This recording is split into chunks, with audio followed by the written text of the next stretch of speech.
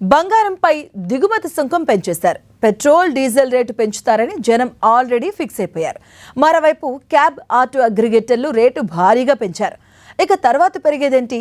ఏ వస్తువులపైన కేంద్రం పన్ను పోటు వేయబోతుంది?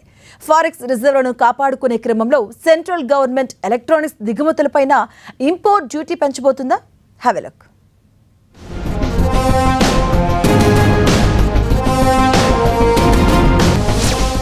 మోత మోగుతోన్న పొదుపు మంత్రం, వాచిపోతోన్న క్యాబ్ రైడ్ ఛార్జీలు, బంగారానికి సుంకం మంట.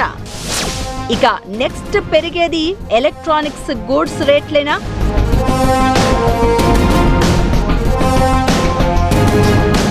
కేంద్రం విదేశీ మారక ద్రవ్యాన్ని కాపాడుకునేందుకు బంగారం వాడకంపై బ్రహ్మాస్త్రాన్ని వాడింది.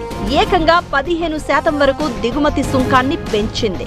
దీంతో బంగారం రేటు పగ్గుమన్నది. దానికి తోడు రాబోయే రోజుల్లో సంక్షోభం తలెత్తుతుందని తెలుస్తూ ఉండడంతో ఇక గోల్డ్ కొనుగోళ్లు తగ్గుతాయనే అంచనాలు నెలకొన్నాయి.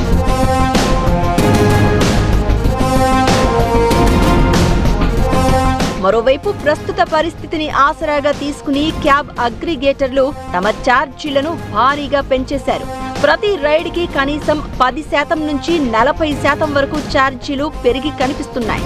దీనిని క్యాబ్ ఆపరేటర్లు, అగ్రిగేటర్లు మేమంతా పెంచలేదని బుకాయిస్తున్నారు. కానీ ప్రతిరోజు వసూలు చేసిన ఛార్జీకి ఇప్పటి ఛార్జీకి తేడా తెలిసిన కస్టమర్లు మాత్రం లబోదిబోమంటున్నారు.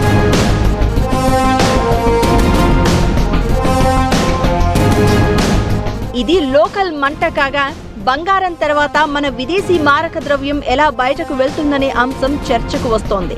అలా చూసినప్పుడు విదేశీ ప్రయాణాలపై కూడా ఆంక్షలు విధించే అవకాశం ఉంది. అలానే ఓవర్సీస్ లో పెట్టుబడులతో సహా విదేశాలకు ఫారెన్ కరెన్సీలో జరిగే ప్రతి లావాదేవీలపై నిబంధనలను అమలు చేయడం గురించి ప్రచారం సాగుతోంది. ఇతర దేశాల సంస్థలకు ఫైనాన్స్ చేయడం, అక్కడి సంస్థలలో పెట్టుబడి పెట్టడం పైన తాత్కాలికంగా నిషేధం విధించవచ్చు. అలానే దేశీయ ఉత్పత్తుల కొనుగోళ్లను ప్రోత్సహించేలా విధానం తీసుకువస్తారు అంటున్నారు. ఇదే సమయంలో స్మార్ట్ ఫోన్లు, ఏసీలు, టీవీలు విదేశాల నుంచి దిగుమతి చేసుకునేవి అయితే ఖచ్చితంగా వాటిపైన సుంకం పెంచుతారనే ప్రచారం జోరందుకుంది.